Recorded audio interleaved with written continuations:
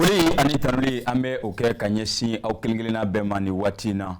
Mali kɔnɔ Mali kɔ kan aw minnu bɛ k'an lajɛ ani k'an lamɛn bɔlɔlɔw sanfɛ an b'aw fo k'aw ko ɲuman dɔn dan tɛ foli min na ka yira aw la k'a fɔ aw sɔn bɛ aw ka Muso TV la o min ye télévision so kura ye o min sigila an ka jamana kɔnɔ a bɛ waati bɔ jɛmu kɛrɛnkɛrɛnlen sigi bɛ téléso in kan n'a bɛ wele ko Seko ani Dɔnko fɔlifɛn kɔrɔ olu kɛnɛ o don bi an kɛmɛ ka wele bila an ka Seko ani Dɔnko fɔlifɛn kɔrɔ tigilama dɔw ma o min ni an ka jamana kɔnɔ maa t'ale kofɔ maa ye wa fɔlifɛn yɛrɛ a ye ɲɛna a n'a mɛn tulo la o ka di bamananw ko ten ko sɛ bɛ jiginɛ kɔnɔ o ye tiɲɛ ye nka sɛ bɛ dakisɛ jiginɛ kɔnɔ dugulenkan senb'o la bi an n'ale bɛna jɛ ka masala dugulenkan o hukumu kɔnɔ wa a b'a dɔn wa a m'a dɔn fana a dɔnna kari o bɛ a la a bɛna sigi ka maana bɔ ni aw ye balani yɛrɛ taabolo kan i n'a fɔ aw b'a kalama cogoya min na an ka jamana kɔnɔ hakaja ka se jamana wɛrɛw ma balani a kɛmɛ ka san sɔrɔ yen kosɛbɛ Mali kɔnɔ an bɛ bɔbɔbalan fɔ o la sinafɔ balan bɛ fɔ o la guzunbala o bɛ fɔ o la n'an sera Burukina Cameroun ni Congo Brazza an ni ninnu bɛɛ lajɛlen ye baro kɛ u bɛɛ lajɛlen ko balani b'u fɛ yen nka an m'an sɔnni sigi min kan o y'an yɛrɛ ka balani o ye bi ani dabara ale bɛna jɛ ka masala boloda bɛnkɛ i ni ɲantuma kɔrɔ baasi t'i la a kɛra da fila ye dɛ a kɛra tile fila ye tabarikala i nana an ka wele jaabi a diyara an ye a bonyana ma folikan jumɛn b'i bolo ka ɲɛsin Muso TV lamɛnbaaw ma ni waati in na ok n bɛ fɔlɔ k'Ala fo k'Ala kira fo k'an fa fo k'an ba fo ka kɛrɛnkɛrɛnyala ka musow fo an ka télévision so tɔgɔ y'o yɛrɛ parce que n'i y'a mɛn bala dɔrɔn musow de don ni muso bɛ taa bala kɔrɔ bala tɛ diya donc n'an na Muso TV la o ka kan an ka musow fo kosɛbɛ kosɛbɛ muso an bɛ bɛɛ fo ka Muso TV baarakɛla cɛman musoman ka daminɛ directrice la ka na directeur de don ka na bɛɛ la an ka réalisateurs caméramanw n bɛ bɛɛ fo ko bɛɛ ni ce u ka baara la ka n yɛrɛ bɛ n den fo k'a f'u ɲɛna ko n bɛ tila k'i kalifa Muso TV mɔgɔ bɛɛ ma nin ne yɛrɛ halala bɛ n den bɛɛ k'i hakili to a la bɛɛ k'i janto a la donc n ka foli bɛ bɛɛ ye siga t'o la an b'i fo k'i barikada o foli la nka bi an b'a fɛ ka masala kɛ ni ye balani yɛrɛ hukumu o kɔnɔna la nka sani an ka don balani kɔnɔ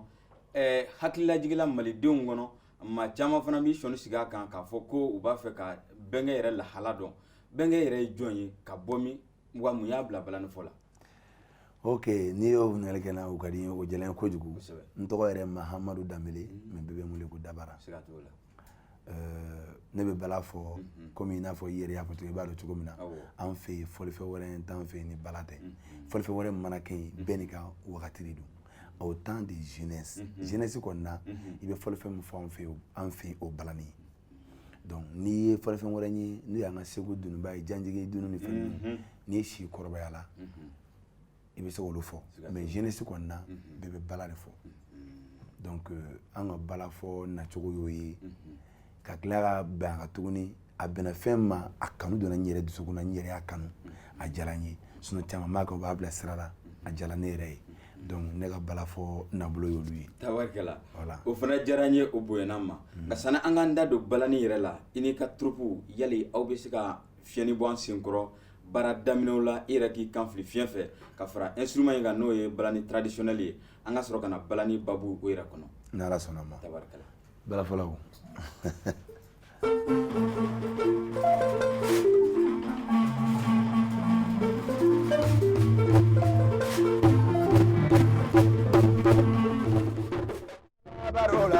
Bala da bola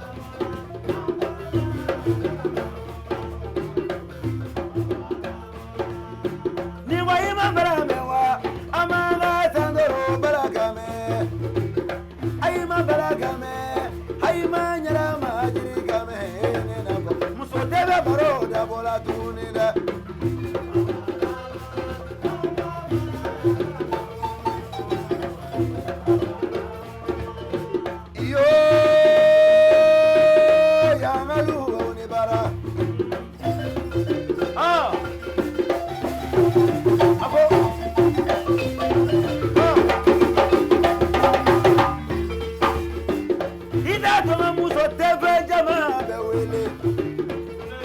sogoba buruna ba fa ba nyama to se ba kana to kabi ala ye jeda masa masu wala de bulu wala be se kula manyele mani be jara gwani mago de keleye so ma salvile na de kula ngana mangana ma duni ngana de keleye maru dabara de ngana ye de tumala ye fate jali ye de tumana fate jali ye de tumana paisa yo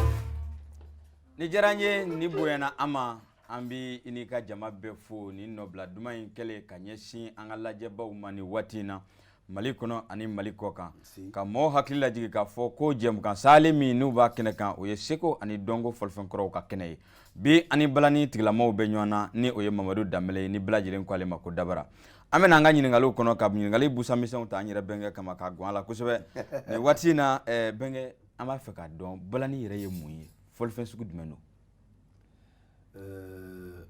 balani ye munye ni bala ta kalaje benye be balala yiri de do sigatola ka baraga ngoma bala do fene be balato fene duguma o bala fene be comme bala sugacha amana klaka do détail ko voilà donc an kɔni fɛ bala ye fɔlifɛn mais denmisɛnnin la nisɔndiya o dɔrɔn tɛ bala kun ye fɛn ye min bɛ dusu don denmisɛnnin fɛnɛ kɔnɔ parce que n'i taara bala fɔyɔrɔ la a ka ca la minnu tɔgɔ bɛ don bala fɔlaw da i b'a sɔrɔ olu ye dugula kamalen ye waati wari ko dɔrɔn tɛ i b'a sɔrɔ hali cikɛyɔrɔ la mɔgɔ tɛ se k'olu tɛgɛ minɛ cikɛdaba la bala bɛ fɔ cikɛlanw kɔ bala bɛ fɔ sɛnɛ yɛrɛ taabolo bala bɛ fɔ a bɛɛ kɔ k'a to ka cikɛ waati min a bɛna ɲɔ tigɛ waati min an y'a ye hali n'u bɛ suma baaraw kɛ bala tun bɛ fo kɔ bala fɔ dama dɔrɔn tɛ k'a fɔ ko kɔɲɔyɔrɔ denkundi yɔrɔ ou bien an nisɔndiyara an ka fɛti kɛ bala tun y'o fɛnw ye tel que landala kokɛyɔrɔw la bamanan josɔnyɔrɔw bamanan fɛnkɛyɔrɔ dɔw la bala bɛ taa nin caman na voilà nka bala ni suguya ka ca dɔw b'a fɔ ko sinafɔ balan bɛ yen dɔw yɛrɛ b'u da se ko guzun bala bɛ yen dɔw b'a fɔ ko bɔbɔ balani bɛ yen mais dabara ta y'a jumɛn ye nin bɛɛ la voilà bon ne bɛ bala mun fɔ an ka bala ye bamanan bala de mais dabara bɛ bala min kɛ i b'a bɛɛ sɔrɔ ne ka bala kɔnɔ i bɛ se ka suya saba sɔrɔ ne ka bala kɔnɔ bamanan bala miyankaw ta bɔbɔw ta a ka ja n'a jala i bɛ sɛnɛfɛw ta sɔrɔ a kɔnɔ i b'o sɔrɔ ne ka bala kɔnɔ parce que ne bɛ se ka bɛɛ fɔ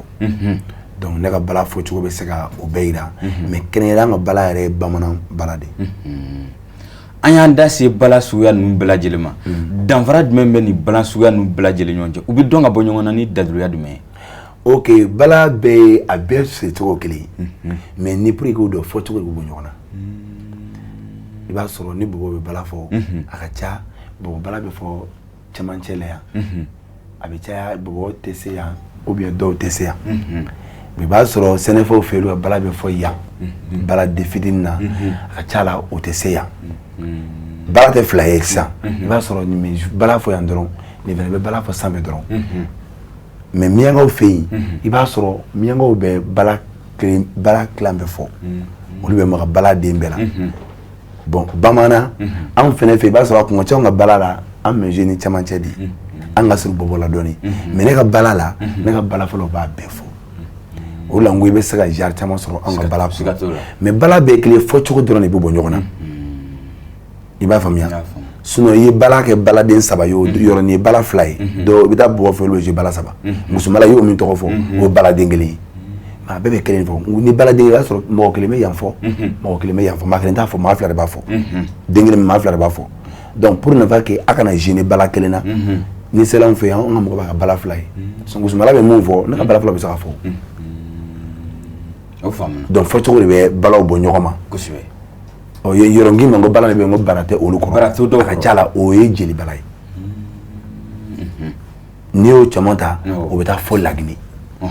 b'a sɔrɔ Laginɛ bala mɛ Laginɛ bara t'o kɔrɔ mais anw fɛ yan i ye dugu dɔ tɔgɔ fɔ Cameroun b'o la Congo b'o la Tchad b'o la Tchad yɛrɛ bala n'anw ka bala ka surun ɲɔgɔn na de dɔ ye nin fɔ n ye minɛ voilà donc fɔli cogo de bɛ balaw bɔ ɲɔgɔn ma sinon bala bɛɛ ye kelen mais fɔli cogo de bɛ bɔ ɲɔgɔn na mun y'a bila ka to aw ye bara kɛ a taa dugumana la parce que anw fɛ bara b'anw ta duguma de bara tɛ mun duguma o ye jeli bala parce que fɛn wɛrɛ m'o accompagner i n'a fɔ gitari bɛ k'olu la fɛn caman bɛ k'olu la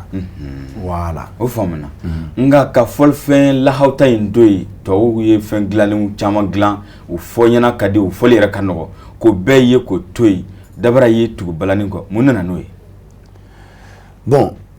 kuma la teliya la k'a fɔ ko an b'an faso fɛn fɛn o fɛnɛ dɔrɔn tɛ tubabu ye fɛn min kɛ n'i b'a la k'a fɔ i bɛ taa yɔrɔ dɔ la n'i ye problème sɔrɔ a tiɲɛni na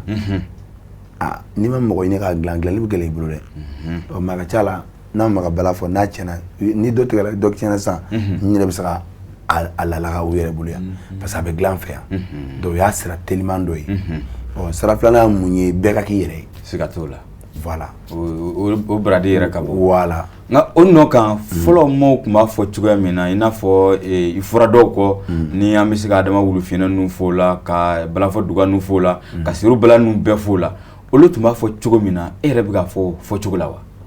olu tun bɛ bala fɔ cogo min na ne bɛ ka bala fɔ cogo kelen na olu tun bɛ adama wulufinɛ na seru bala ni duga ne bɛ bala fɔ o fɔ cogo kelen na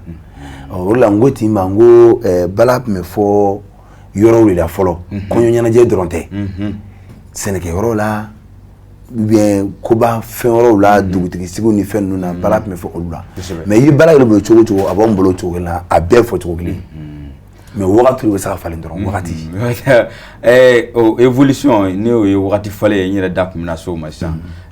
olu y'a kɛ fɔlɔ cogoya min na e ma yɛlɛma foyi don i ka o fɔlisen bon yɛlɛma min bɛ se ka don ne ta o la n bolo o bɛ se ka kɛ nin ye jembe parce que n'i taara anw fɛ yen jembe tun tɛ yen bara de tun bɛ fɔ bala la bara fitinin dɔ bɛ yen u b'o ka accompagner mais a ka ca la o fɔbaga yɛrɛ waati bɛ tɛ mais dɔw bɛ mɔgɔ tɔw kama kɛrɛnkɛrɛnnenya k'a fɔ yɛrɛ yɔrɔ n y'a jigin fɔlɔ bara anw fɛ yen bara fana de bɛ dɔnkili la donc hali ni y'an ka baro in ta bi an bɛ ka kuma bala de kan ne bɛ taa fɔ mɔgɔ ma ko u bɛ bala ɲininkali kɛ diyagoya ne b'a ɲini k'a dɔn sinon bala fana de bɛ se ka bala fɔ ne ye dɔnkilidala de n'i ko dɔnkili n bɛ se ka kuma dɔnkili kan kosɛbɛ mais n bɛ dɔnkili la fɛn min kan diyagoya n kan k'a ɲini k'a dɔn donc n bɛ se ka mun don a la bala fɔlɔ kɔfɛ n b'olu de fɔ sinon bala fɔtɔ i b'a sɔrɔ a bɛ min kɛ mɔgɔ la ne t'o dɔn ne yɛrɛ bɛ n yɛrɛ ɲininka ne bɛ dɔnkili la olu b'a fɔ n'u bɛ ka bala in fɔ kalama tɛ fɛn dɔ kɛ u bolo la ou bien n'u bɛ ka bala in fɔ yiri de don est ce que sitani dɔ t'a la n'i taara da so fɛ ɲagata dɔ tɛ n'u sɔrɔ wa ne yɛrɛ bɛ to ka n yɛrɛ ɲininka a la quoi est ce que n'u dara ɲama mɔgɔw fɔ ko ɲama est ce que fɛn dɔ tɛ n'u sɔrɔ mais minnu b'a fɔ olu de bɛ se k'o dɔn mais komi n'a ma ɲɛ k'a bɛɛ kulun kelen n fana bɛ baro kɛ n'u ye k'a ɲini k'a dɔn parce que ne fana kanu fɛn kɛ n'o ye komi n'a fɔ aw filɛ k'a ɲini fɔlifɛn kɔrɔ ɲini k'u dɔn cogo min na an fana bɛ bala ɲini bala fɔlɔw bolo ten k'a dɔn o cogo la o diyara n ye o bonyana ma nka an bɛ ka baara kɛ cogo min na an ka jamana kɔnɔ bi ni fɔlifɛn ninnu u kun b'a fɛ ka tunu dɔɔni nka génération kura minnu bɛ ka nalen o fana bɛ ka yakubaya dɔɔni k'a sankɔrɔta yali maa bɛ se k'a fɔ e ye baara dɔw bila sen kan ka se k'a kanu don denmisɛnninw wulitaw la wa voilà ne bɛ ɲininkali kɛ o diyara n ye kojugu komi i n'a fɔ n y'a fɔ fɔli kɛcogoya bɛ falen mais n'i ye ne ka baara ta k'a lajɛ a ma falen n ye mun fɔ a bɛ se ka kɛ jeme ye parce que baradennin fɔ b'a fɛn fɛn la bon jeme ye mun ye parce que fɔlɔ i b'a sɔrɔ an ye balafɔkɔrɔba minnu tɔgɔ fɔ olu tun bɛ bala fɔ ka dan hakɛ dɔ de la a ka ca la ni u yɛrɛ ka dugu tɛ o caman tɛ taa dugu wɛrɛ na yɛrɛ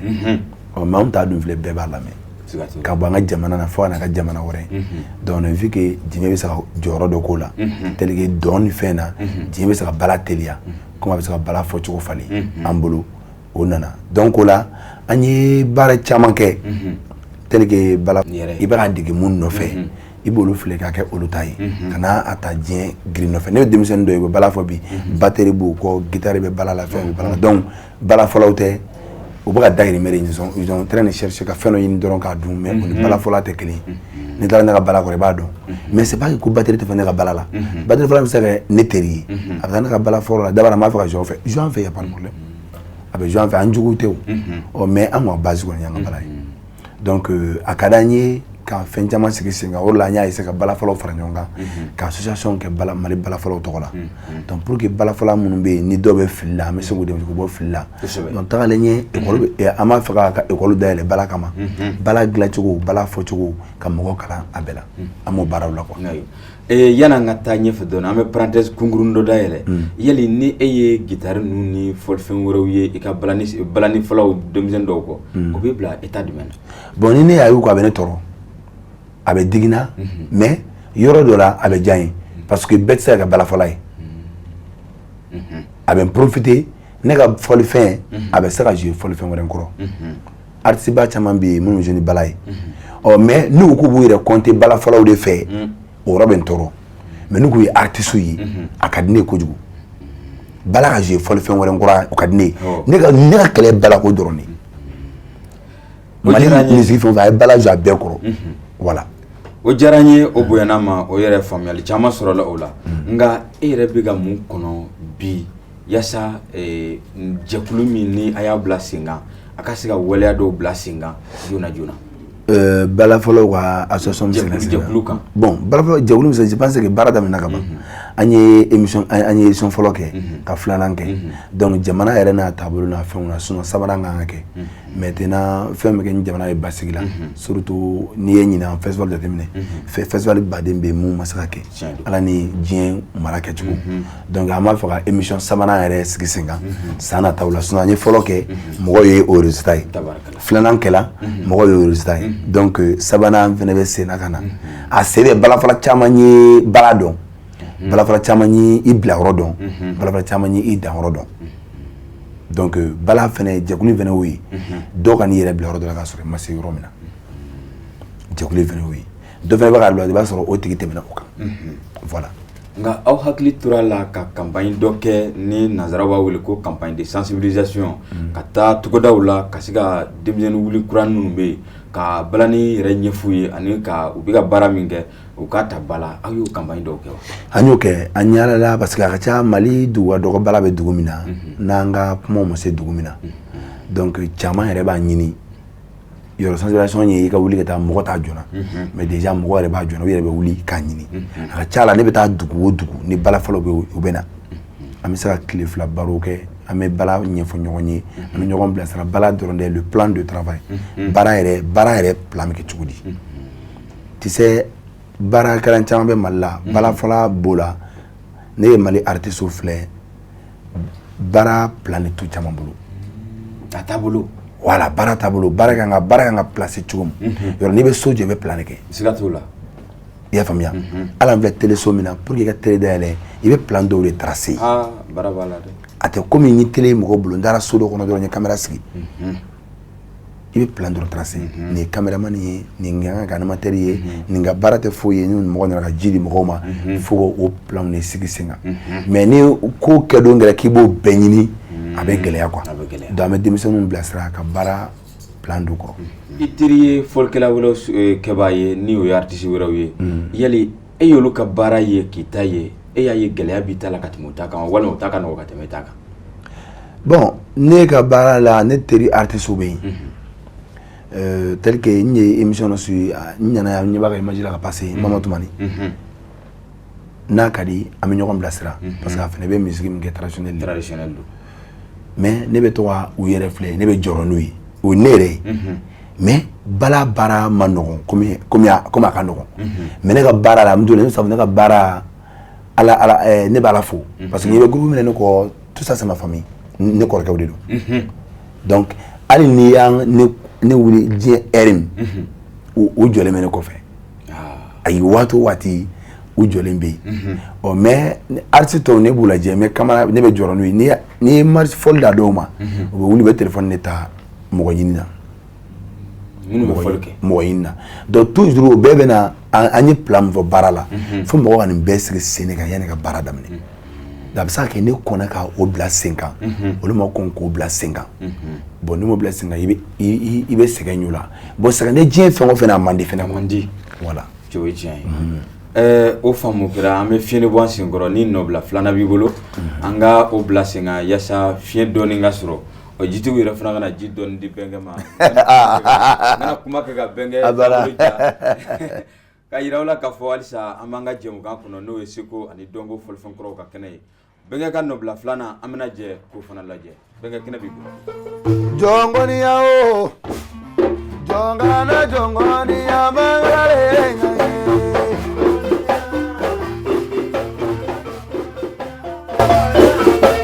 jɔnjuguya o jɔnni kana jɔnjuguya ala le mani ɲɛ wa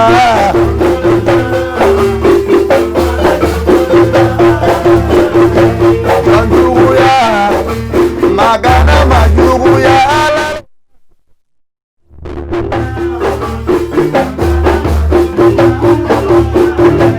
jɔnkɔniya madu dabaro majuguya mangala nɔya bɛyɛla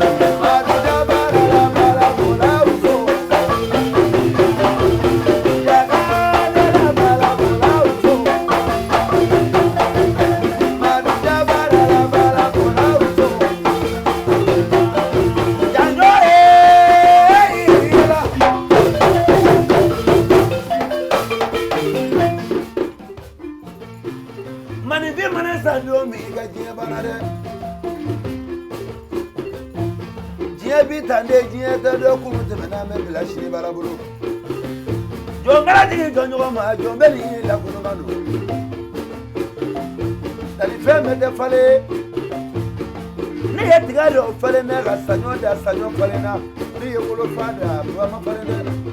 jaja tani femme de falena je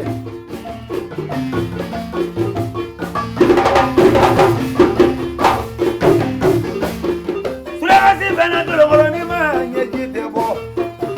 muso jama furu jala bagoroni ye bagoroni ma somo bo fana wiye munege alala banda wiye munege alala jombeni naga la kuma fani ngaula bala manga blede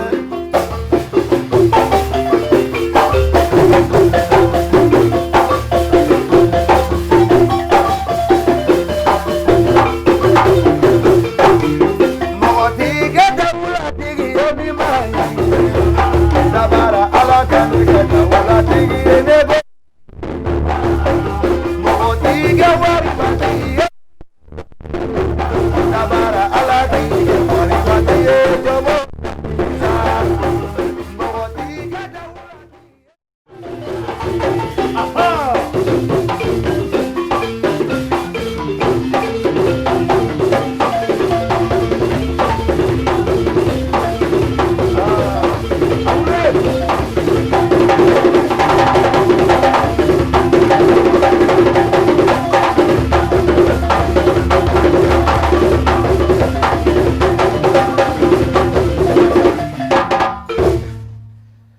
diyara n ye ni morceau in yɛrɛ ye maa miiri yɔrɔ janya kosɛbɛ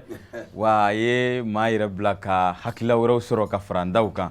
Jɛmɛ yɛrɛ farala kan i yɛrɛ ka fɔ la o yɛrɛ ye nan ka tɔ bɛɛ la n'a bɛɛ ye o diyara n ye o bonyana ma an bɛ segin ka na an ka ɲininkaliw kɔnɔna la ni o ye baara tako sabanan ye ni fila tɛmɛna an bɛ a sɛnsɛn dɔɔni ka taga nka an bɛ yɔrɔ min na i ko bi Mali gouvernement jɔyɔrɔ kan ka kɛ jumɛn ye e yɛrɛ bolo ni Mali culture en général nka Balani en particulier bon ne kɔni ka calcul la Mali yɛrɛ art la Mali gouvernement bolo tɛ Mali art la jango anw bala fɔlɔ gouvernement yɛrɛ t'a dɔn ko art bɛ Mali kɔnɔ cogo di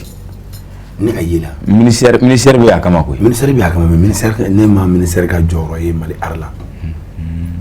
parce que n kelen tɛ i bɛ mɔgɔ mɔgɔ ye bɛɛ bɛ taa fɔ donc cela veut dire que a jɔyɔrɔ de tɛ yen nka e yɛrɛ bolo u ka baara kɛta kan ka kɛ jumɛn ye aw ka nin baara in na bon ne bolo Mali art la tel que an ka fɔlifɛnw fɔlɔ Mali art la an tun bɛ biennale de la dugu tun bɛ na région bɛɛ tun bɛ na siga t'o la donc région min ta ye min ye i b'o dɔn orchestre bɛ jouer traditionnel bɛ jouer bon ni ye hali biennale kɛlɛ bi i bɛ ministère de a yɛrɛ bɛ a bolo mɔnɔ bɔ artiste dɔw bɛ yen a bɛ dɔw wele fan fɛ minnu bɛ se ka taa ministre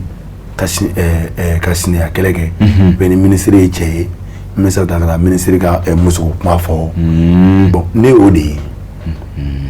on ne pas parti pour que ka taa kuma faso kan an tɛ taa pour que ka taa kuma culture kan ne kɔni vraiment ne ni n ka denmisɛnninya an ka dɔn yeli ma caya ne ma culture jɔyɔrɔ fɛn na dɔɔni ne bolo au début o y'a sɔrɔ ma dɔ duguba la il y avait un ministre de la culture tun bɛ yen ko Cheikh Maro Sissoko ko a la an tun bɛ an ka émission kɛ o ka sanga waati min lui il était très intéressé donc ni caman tun ye sen da o ta nɔ na a tun bɛ ɲa parce que ka sanga tun ye émission dɔ ye à la part mais ministre jɔyɔrɔ tun bɛ ka yala quoi a jɔyɔrɔ tun bɛ ka ngolo fa voilà artiste tun ka dɔn ko nin y'an ka ministre ye mais est-ce que Mali artiste bɛɛ yɛrɛ bɛ ka ministre dɔn ni télé tɛ o dɔw y'a ta ye ɲɛna yɛrɛ dɔn voilà t'a ɲɛ la cɛ dɔw wa muso dɔw wa dɔw yɛrɛ fana t'o dɔn bon ne yɛrɛ min filɛ depuis ala ka ne da n'a ye bɔ o Cheikh Umaru la ministre filanan dɔ tun bɛ yen ale nana Mali la donc fɛn bɛɛ Bala den bɛ kana fɔ n delila ka wele fɛn dɔ la terrain de Bala fɔ Sikaso n ye kɛlɛ de kɛ pour que n ka ministre ka ɲɔgɔn ye kabako a don El Mokhtar de ministre de la culture ye Abidjan ministre de la culture nana ne ɲini ka baro kɛ ne Burkina ta nana an y'an sigi ka baro kɛ mais Mali ta bɛ hôtel la kibaru ne de kɛlɛ kɛ bon moi je participe pas ne tɛ participer a don quartier bɛ yen ne tɛ participer dɛ o y'i jo ye ne faamuya ne ko ne tɛ participer ministre bɛ min an na kun ye an kɔni nana normalement anw de ye ministre ka kɛlɛkɛdenw ye bi n'anw yɛrɛ ma ye jɔn bɛ na ye n'anw ma ye jɔn bɛ na baro kɛ a nakun ye jɔn ye dugu la yan aw de ko don n'anw tɛ o don ma balafala dɔ bɛ fɔ burusi kɔnɔ fan dɔw fɛ ni ko dɔw ma ko ani ministre yɛrɛ bɛna ɲɔgɔn ye o ma deli ka min fɔ balala k'o fɔ balala don mais o yɛrɛ bɛ na o privé de don kɛrɛfɛ o t'a dɔn bɛ min yɛrɛ kɛ donc ci fɔla ministre ye ministre ko non ko damile tun bɛ fɔ ko tiɲɛ don ministre ka hɔrɔn ko n ye min fɔ ko tiɲɛ don ko n ka na an nana Sikaso hôtel Maïsara don an ye ɲɔgɔn sɔrɔ ani ministre baro kɛ gɛlɛya mankan n y'a fɔ ministre depuis an nana Sikaso yan fɛn mankan n y'a fɔ ministre ye a ko non ko mankan kana an bɛ ka taa compétition de kɛ Mali Burkina Côte d'Ivoire Laginɛ ni Sengali bɛ invité ka na o de la n ko ne bɛ bala k'o kɛlɛ dɔrɔn de la an bɛ se ka na cogo di anw ni minnu bɛ na compétition na olu ka ministre bɛ na tout ce qu'ils ont besoin dumuni ko dɔrɔn tɛ wari ko dɔrɔn tɛ quoi mais adamaden yɛrɛ mɔgɔ hakili o bɛ mɔgɔ lafiya n'an ka faama de tun bɛ ɲɔgɔn kan o bɛ mɔgɔ fa walahi donc n y'a kɛ ministre ye a bɔra hôtel la ka na ɲini ka ɲɛ a ye fɛn caman k'an y'a don a da caman yɛlɛ ɲɛ mais depuis an bɔra yen n'an sera Bamakɔ dayɛlɛlen don ye ne taara ministère la siɲɛ 71 k'a don de dɔrɔn ka ka baro kɛ ni ministre ye an bɔra fɛn min na an k'o baro kɛ an ka ɲɔgɔn bilasira donc kɔfɛ ministre min nana Amaɲang k'a ye Amaɲang de ye donc ale fa ye teri ye a fa ni ka di kojugu donc sira fɛ mal secret mais ne bolo j'étais parce que olu ne ka teriya siraw de o ni ministre de bara ngamo te kelen quoi ka bara tabolo donc ka jere min gouvernement ne ta to ato shi ta o saraka mais culture o ka essayer artiste ni ministre de la culture ka nyoko kuma fin do be wa sigisinga on a fait dans la bara koni on a fait do re tout là ne de la invité Tunisie en 2014 c'était une compétition aussi festival de compétition de percussion où il était de lettre la gana lettre na mala moko ko lettre ci ko mali invité la mais artiste to do akono donc il va trop au complot rien quoi to manga do akono et mais mama min nga télé moment bo femme me bo au lieu fouya kamala gana ni ma Tunisie de mo ko Tunisie mais ko ne to ko dona andala fo ado musa mare premier ministre ni lettre du ministre ma fait mais donc amena pour que vous soyez en demain donc on a Tunisie à la fin lettre pour la dame donc Kourechi qui Paul Borlo qui monsieur ga Chabri Kamne Paul Bola et domi Kourechi nana Paul go bon d'abord ma ko de Kourechi ma phobie la kibaru ala ma nyuma ndore nyana nema kanga bieta entala Tunisie kata mali kuma po subhanallah mais fin bani ka nyena ne mali ambassade aéroport là les moments que ne ba seki ne a donné comme mali be Tunisie massa mais ne be ta dominer tunda do comme mali be boni ngala be mali kan ni me fanye kuma chama ali jien me balonda mun ko ni ngala be antala donc mais gouvernement ko kuma ko ni artiste côté la surtout balani an ga balani ngoni an malablo ni kene ambe wele bluma uku boloda ukuna uka ajachemna bari aban hakli jige nazara uka sebel kala badola ale ko deuxième guerre mondiale gele ale watimina ayira ka fo ko ka culture war farasura ka warika ako kono kera ko na fanta kele la blé comme à quoi sert de perdre l'identité kubika ibi yen famille kubo perdre ka damunga ni watina me wele blanga mali gouvernement précisément ministère de la culture ko ka folfon korotik la mota balani doronte akacha balani en particulier ko ta ko sungro madondo yasa mali kasika bo siko ani dongo siraw fe nga balani grâce awoye ki lata jamana jawna eye danfara dmeye uluka marabaw no gouvernement ananta ni mache oui bon ne flega nga voyage mu oui dès que en tuna Tunisie on tala ngombe ministre tala ne kumbe Tunisie ministre de la culture on tala ngombe anu artiste ne kumbe Mali tola Portugal kumbe Danemark kumbe Cuba kumbe Maroc kumbe Tunisie ra kumbe na jonyo kubuta compétition à la percussion on est gagné là nga aw ma blasira kanya amena domi Portugal yere ministre fait anga taga le bla Portugal folo aw anga taga le bla sira kasigi ala kay anga hoteli amere mna kakuma iba foko beshiro yi ye ministre je do so ma abeta mbela je mu bana ma ñu compétition ngem sigaso anga ministre amata on je Django Burkina Korvar munana mais on talana ani clé konton ke mais donc le ministre munana je donc d'enfant babi donc ne voyager là on tala 25 mai en Belgique farafina ka journée de redo malip mi sinna farafina dugu kan bientôt que chama mi mais dans la malito là mais ne ta trop ça fille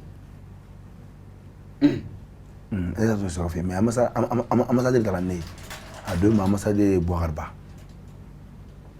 Belgique donc ala yo amasa de gen kanu bagay ko ngadai donc nana au sera au fait mais ne bolo nous le kela ministère joro boulaw ne kon bolo ministère de la culture ni au bala na kela ko e festival organisé et de ta lettre d'ama bi wardo ta dema donc cela veut dire que le ministère nana pour les organisateurs du festival mais à ti pour l'artiste kama sura kan soni sigi voilà artiste de kan voilà à ti are kama be mun me festival organisé abol le kama bon olu dunariso tɛ kelen olu bɛɛ bɛ dɔnw na olu bɛɛ bɛ balanw na festival kɛnɛ dɔ sigi bi ko misigi yɛrɛ kana jouer fiyewu k'a kɛ dɔrɔn an ka taa an ka finikɔrɔ lajɛ ka taa an ka fɛnw lajɛ a k'o dɔrɔn ye n'i ye tile kelen kɛ tile filanan mɔgɔ tɛ taa o mais fo misigi dɔgɔ k'a la a mana kɛ cogo misigi dɔ bɛ k'a la mais on n'a pas considéré donc n'i ye o voyage kɛ je vois que danfara belebele de b'an n'olu cɛ farafinna jamana yɛrɛ de Côte d'Ivoire Burkina Mauritanie Niger ne taara nin dugu caman olu yɛrɛ non an tɛ dan yɛrɛ quoi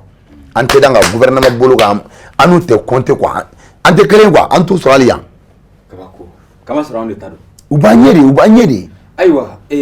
n'an bɔra gouvernement ta kɔnɔna na yali e ye balani kanuba jɔnjɔnw sɔrɔ i ka fɔli ninnu kɔnɔna ye wa minnu ye balani kanu k'a fɔ ko vraiment nin ye balani nin ye fɛn kɔrɔ ye nin ka di k'a fɔ ko u b'a senkɔrɔma don e y'o dɔ sɔrɔ a malidenw na ye walima o jamana ka daw la ye wa oui n ye mɔgɔw sɔrɔ la an bɛ olu lahɔrɔmaw de la n'o mɔgɔw tɛ an tɛ bi sara an b'a bila o ayiwa parce que a mana diya cogo cogo fana kɛra an b'a ta ka fɔ an ka so kɔnɔ de voilà mais ala n'a ka di minnu ye olu de b'an wele an bɛ taa k'olu ye voilà olu de b'an wele an bɛ taa kɛ olu ye voilà an y'o faamu an bɛna se i yɛrɛ ka habillement ma munna balani dɔnkilidala caman bɛ yen u bɛ bɔgɔlan don o bɛ sɔrɔla cogo di mun y'aw bila bɔgɔlan don o ɲininkali in diyara n ye kojugu i bɛ bɔgɔlan ye baaralifara caman na bi a caman y'a ye dabara de la bɔgɔlan bɛ don ka kɔrɔ an m'a ye kɔrɔlenbaw la mais an yɛrɛ bɛ ɲɛ kɛ ka waati min an yɛrɛ tun tɛ bɔgɔlan don balani fɔlɔ bɔgɔlan don caman y'a ye dabara la bi o kɔni ye o tɛ balani yɛrɛ kama yɛrɛ o bɔgɔlan caman don ye dabara ko de mais dabara yɛrɛ ka bɔgɔlan sɔrɔla min fɛ yɔrɔ i bɛ diɲɛ koko la ne m'a f'i ye n ko ne t'a dɔn bala fɔlɔ bɛ bala fɔ ni ɲangata b'a la n'ala bɛ ko min na a tɛ tiɲɛ siga t'o la n da bɔra émission na ko ka sanga ne tun b'o de la kalo 3 juma o chaque vendredi an bɛ compétition kɛ kalo kelen kɔnɔ juma joli b'a kɔnɔ 4 kalo 2 o tɛ juma 8 juma kun 12 o fɛn o fɛn ko f'i ka fini kura san ne filɛ ka mun fɛ yen o bɛ ban waati min o y'a sɔrɔ ni ministère min fɔ o kun t'a la o tun tɛ yen tuguni jɔn bɛna fini d'a ma maa si bɛɛ de b'a san yɛrɛ awɔ mɔgɔw tulo b'an na mɔgɔw ɲɛ b'an na ka sanga mɔgɔw b'a dɔn u ye fini san siɲɛ kelen donc ko bɛɛ ka fini san yɛrɛ bon ne ye mun fɔ an dun ma dego la Bamakɔ ka dangarabaya tɔn jatigi ko tan an t'o dɔn an bɛ min kɔni dɔw ye an wolo ka kɔɲɔ na n dalen ka balani fɔ ne filɛ ne bɛ kɔɲɔ kɛ yɔrɔ 180 na min bɛ ne wele ne na tɛ ɲɔgɔn yɛrɛ a bɛ ne wele téléphone na ani ne ka mɔgɔ bɛ a fɔ kɔɲɔ bɛ kɛ nin don in a bɛ wari min d'a ma a b'o d'a ma ne ka muso tarama bɛ n bolo n bɛ n ka minɛnw d'a kɔnɔ n bɛ n ka groupe d'a kɔnɔ hali ni kuran tɛ ka so hali ni kuran m'o fɛ ne bɛ sɔn ka groupe kan an bɛ taa an ka minɛnw sigi jɔn ye denbaya ye nin ye denbaya ye an bɛ an ka installation kɛ o b'o ka liste d'a ma an bɛ an ka kɔɲɔ ɲɛnajɛ banna ne ye n ka mobili ta an taala so k'an jɔ an ka denbaya kɔnɔ an ka ɲɔgɔn ye tan sira janba non a ye ne wele fɔli de la ni adamaden wɛrɛ bɛ tɛmɛ ɲɔgɔn cɛ ne ka fɔli jara o kɔfɛ a bɛ tila ka ne yɔrɔ ɲini aw de ne ɲini ka ne ye a bɛ ne yɔrɔ ɲini n'a ne yɔrɔ ɲini a banna ni min da ka la ɲɛnamaya dɔn adamadenya bɛ to an ɲɔgɔn cɛ ten ni dɔwɛrɛ sera u b'an wele mais ka taa to u da la an ka ɲɔgɔn sɛgɛsɛ an tɛ s'olu la anw da ye bala ka fɔ dɔrɔn an ka bila ka fɔ dɔrɔn ka bila donc fini t'an bolo ne sigira ka n kɔnɔ miiri n ko a ye bɔgɔlan kelen ɲini ka di ne ma ni n ka mɔgɔ bila parce que juma kelen ne taara yugu complet kelen san filanan ne y'a ye a tɛ ne laban ne ye bɔgɔlan kelen ɲini k'o bila n ka na ne y'o de nɔrɔ bɛɛ kulela nin y'an ka faso yɛrɛ fini de ye nin bɛnna nin balan yɛrɛ bɛnnen don sɛgɛn de ne bila bɔgɔlan don na donc ala fana y'a kɛ o bɛnna mɔgɔw ma sura nin mɛ ne ka na an sera bi n y'a ta k'a don ka na a banna ne ko a bɛ arisi wɛrɛ wele ko bɛ ne sini o bɛ taa bazɛn dɔ ɲini bɛ fɛn dɔ ɲini ka na n'o ye n'a m'o kɛ a bɛ dɔn o wari t'anw bolo donc ne ka bɔgɔlan don ye sɛgɛn ye don a kala ala y'a ɲɛ n bolo o de la n ko diɲɛ fɛn o fɛn ni degun dala man di degun de ye n bila k'a kɛ ala fana a ni fɛn bɛ n bolo jaa bɔgɔlan de kan ka don ka bala fana fɔ maa min b'a fɛ ka fili an yɛrɛ ma donc a banna yasa ka uniformiser a nana o sira fɛ donc directement bɛɛ donna bɔgɔlan don na bon a dira ne yɛrɛ la bi ni bɔgɔlan tɛ n tɛ se ka dɔnkili yɛrɛ da Nous on a donné les fini wéré. Mada faut voir mais gêné. Abene gêné quoi. Fini ben gagné. Aïwa. On a ala bugulu ko fana ya dumé. Bon bugulu yi o sor la ne mom sola. C'est pas que ko nya so ko caméléa. Do ba fo ko klo so ko taka segde. De metakana. Do bo fo. Mais ne tani tamata kele. Ne mom so nga ndemsenema mbogotu nga foyet na kenko tegere kulo ou même la dongli dala ni mbogotu me gita fo ko msoyi ou nere wuli meta gita fo wati mese dongli la nko wari mbogotu nui donc mbogotu nu fene be shira ne mom so soyi donc wakati ma ba mbogotu nu kulo so ne ko fa kan ta so parce que ne nu yekele quoi asolata ne me yalo ko ni kasha yen so ko fa kan vene so wa aide ko koromai nkoromuso yemine an tanti yemine ko non ko nte so donc kelem so la tolati do dugum bugo tigino ni ko nana ba mo baraka dia la no be segi ni bugo tige bebeta na ga buguli donc ne fene ba don kulola na ga buguli ko sorlo no fe bon nyaay bi bala fala demseni be ya kulo so a be ya kulo so anere ko akila ngol la da do akila la da do sa wala nyaanyi ngal kila non ne ta so la ore sen fe mo kele be ta so bi donc o dugo folo ba mana ko kulo gelen so ko ngi chafarnya fo le fene oh donc no ko mom so kan ta so mo ma yira ko ko do kundena ko do tenake ne fle ko do la déjà ka bawo ni nga demisani ya nyemi ga balala je sais que nyema ko ba joro do gala oh don no kata mais mi mala lu do ba close ba bugulu la kula donc o ba so kamenya la bon do ta be saka so ay mo fo folo ba mana ta ka segediya la mais ne ta so la ni ne fe mom so même bugutu no close bugutu ni bere machine mom so fi dugum bugutu gi be donc ne fene bugutu me yoro ne repmi aywa lagine segu ture côté ko klami me boni boulangerie mateburu kon no fa kala kable ame no bla savana ame o blala o yasa nga soroka kuma kunje kuma ko lubuluda ani kana ira ka projet ko nala ka soroka kuma kunje kuma ko lubuluda kene bi bulo kan no bla savana ke anga soroka no kono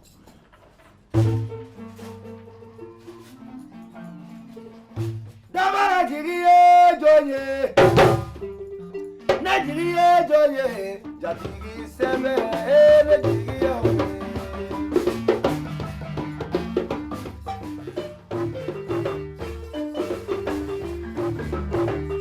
Nebi foli ni joma janye bagalo nebi foli da homagara foli balo bala fala lo foli gaula foli balo so debe kama foli gaula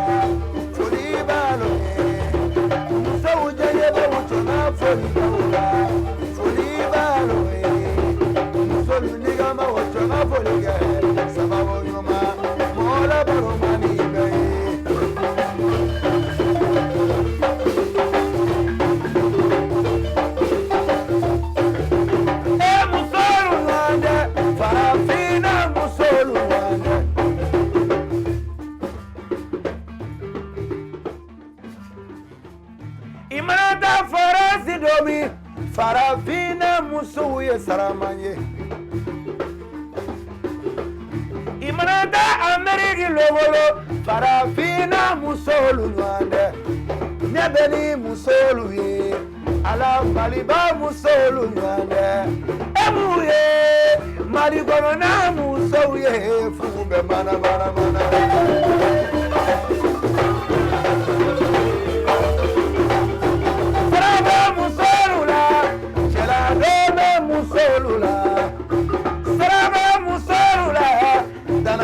be musolu fe tambe kuma be musolu la demba be musolu la chela be musolu la sutura fri be musolu fe leidu kuma be musolu la emuye farafina musuye fo be mana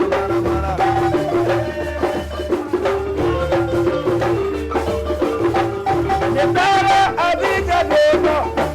Abidjan musoye saramanye Dara burigina dodo burigina musoye saramanye Dara sevulono farafina musoye saramanye Namuye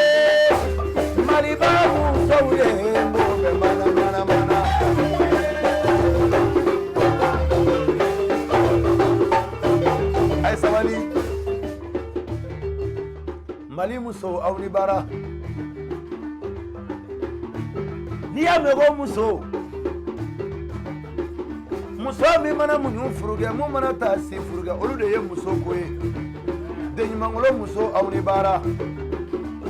muso do bangena muso do wolola kilindere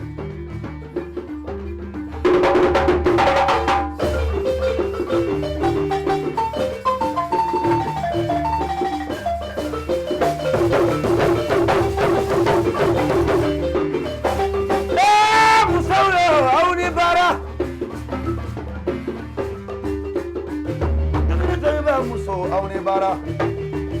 shu deme muso awne bara kile deme muso awne bara muso tefe togola ato dabara ka wala nyumando ni ne re de ye soba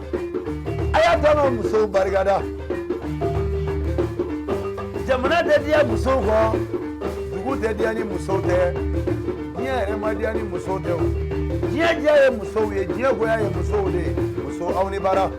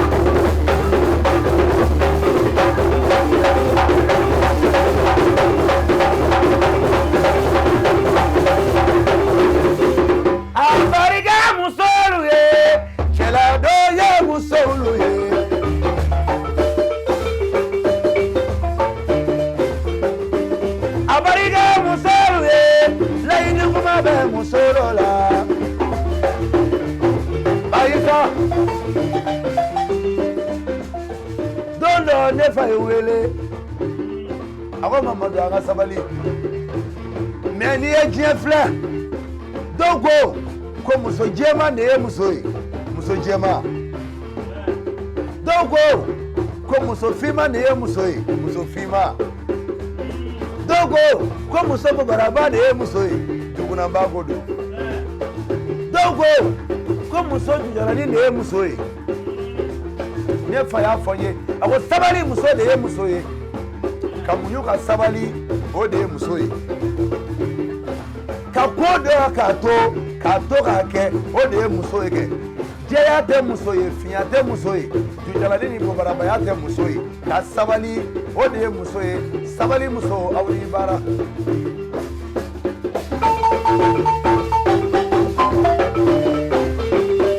abariga muso ye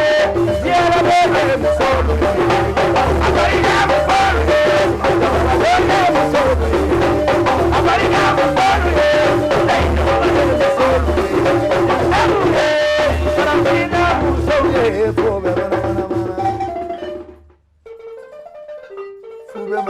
merci. Ni muso jidigi nare je jongo ala jiga na dibenge ma ha na te nyingalu ba fa ka chaya be ma donc bi ga da kuma bi ga ke a baraw ba fa ga gala doni nga amena anga nyingalu kono na alisa yani jitigi ka sama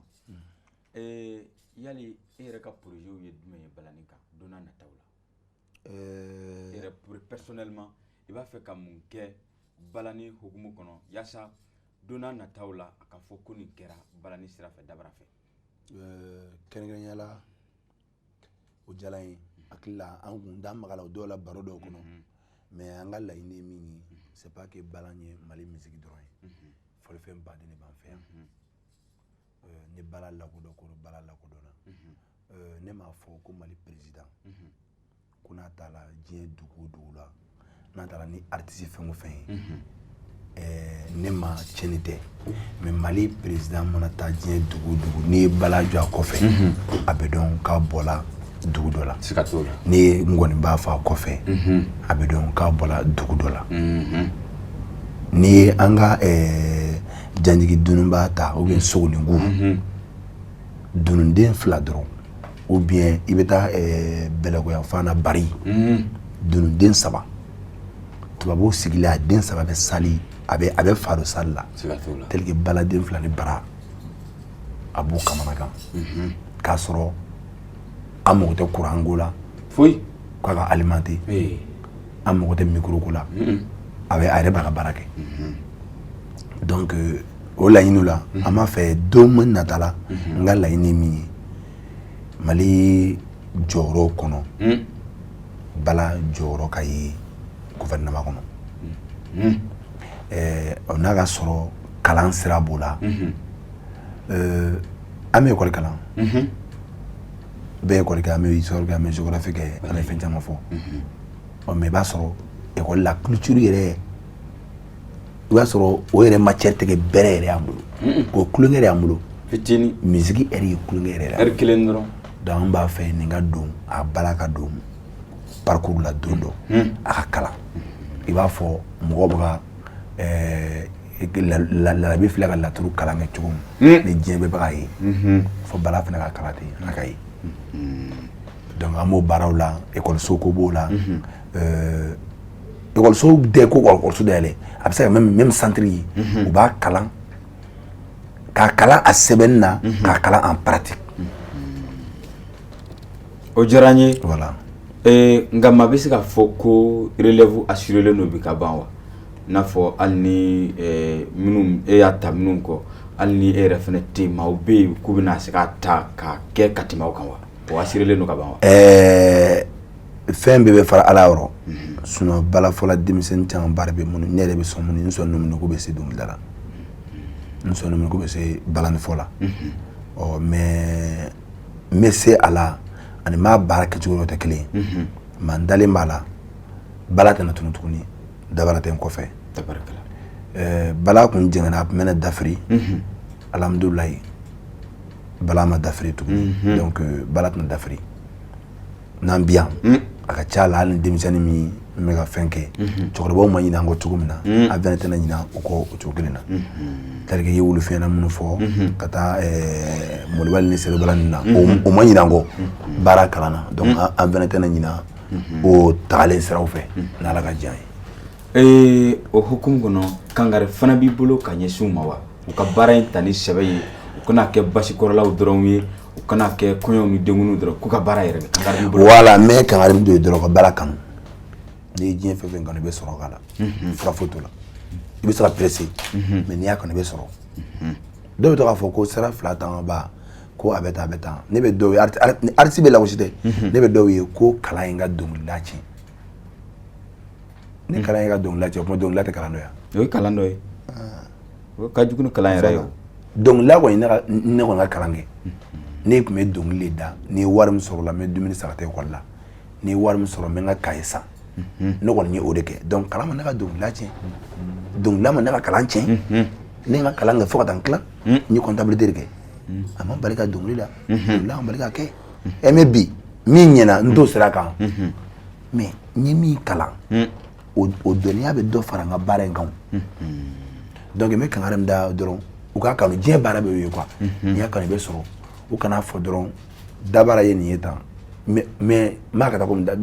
baara b'i k'o de ye quoi n'i ma baara kɛ sisan k'o ye quoi il faut i bɛ baara kɛ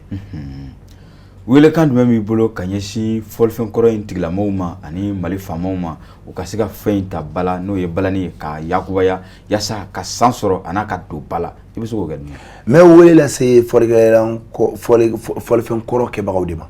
sinon Mali faamaw tɛ sinon faamaw a y'u jaabi o bɛ ne wele a m'u jaabi o bɛ ne wele parce que ne ye baara kɛ ka ban ne ye dɔ kɛ ka ban ne bɛ taa kɛnɛ dɔ kan faamaw ka laɲini fɛn tɛ o parce que u bɛ ne fɛn dɔ la ne bɛ wele donc fɔlifɛn kɔrɔ kanubagaw a kɛbagaw olu de k'u ba don ka fɔlifɛn na dɔrɔn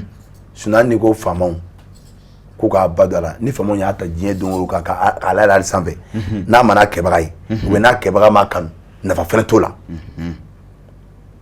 nafa t'o fɛnɛ la dɛ mɔgɔ b'o fɛnɛ fɔ mɔgɔ bɛ dɛmɛ de ye min ka di mun ye i bɛ se ka dɛmɛ o de kan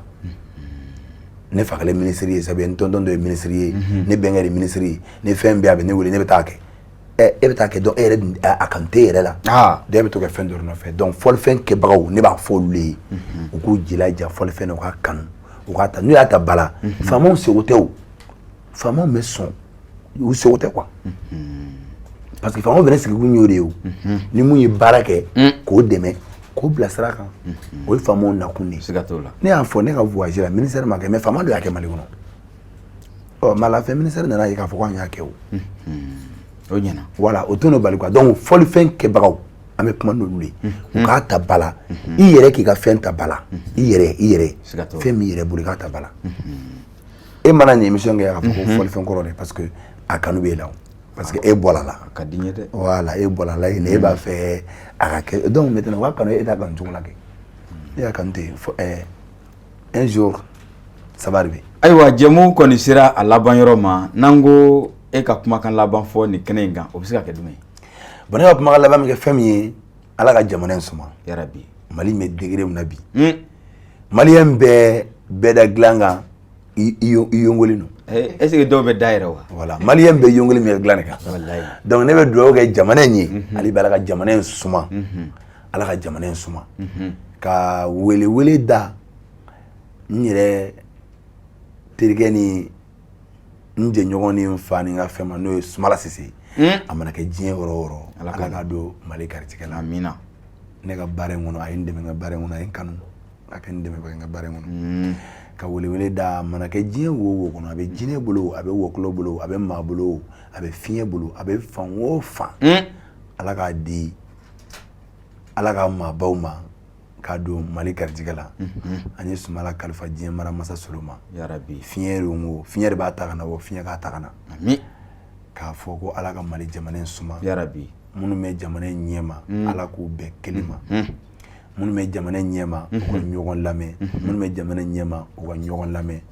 ni bɛɛ ye ne ta n'an y'o bila sa ka kɛ jamana ta ye a bɛɛ bɛ ɲɛ ne ta de bɛ k'an sɛgɛn ne ta o de bɛ ka Mali sɛgɛn donc bɛɛ ka kɛ jamana ta ye ka i ta bila ne hakili la Mali ye jamanaba ye Mali ka di kojugu belebele ni ye décision don o don k'i bɛ taa diɲɛ dugu o dugu la n'i miirila Mali la i sera ta sinon Mali nege tɛ maliyɛn si yɛrɛ la tugun kuma bɛ kɛ cogo di nka n ta don taa yɔrɔ tɛ maa si la an talen n'an y'a bila jɔn b'a dilan donc on est obligé d'ala ka jamana in suma yarabi aw minnu bɛ émission kɛ téléso minnu bɛ yen k'a fɔ ko musow ka téléso diɲɛ fɛn bɛ ye musow ye musow ka sabali u ka dugawu kɛ u ka bolo da u ka denw nɛgɛ bɛɛ ka bolo de nisu la ala ka jamana in suma yarabi donc ne ka kumakan laban kɔni kuma wɛrɛ n t'a fɛ ka kuma wɛrɛ mun kɔ dɔrɔn o ye Mali ko de ye ala ka Mali suma yarabi n t'a fɛ ka kuma wɛrɛ foyi fɔ kɔfɛ o diyara n ye ko n kɛra nkɔnɔni ka fitiridala fɛ kasi ye tiɲɛ ye nka Madina tɛ so maa kan sen b'o la an sera ka minnu fara ɲɔgɔn kan ka d'aw ma ka bɛndɛgɛmɔ ka d'aw ma nin kɛnɛ in kan n'o ye fɔlifɛnkɔrɔw ka kɛnɛ ye olu tun ye nin ye olu minnu lasera aw ma aw denkɛ ani aw balimakɛ fɛ Dirisa Suguba ka kɛ ni caméramanw ni réalisateurs ka dɛmɛ ye an b'aw fo k'aw koɲuman dɔn aw minnu bɛ k'an lajɛ ani aw minnu bɛ k'an lamɛn bɔlɔlɔw sanfɛ aw bɛɛ lajɛlen ka fo ala ka Mali kisi wasalamu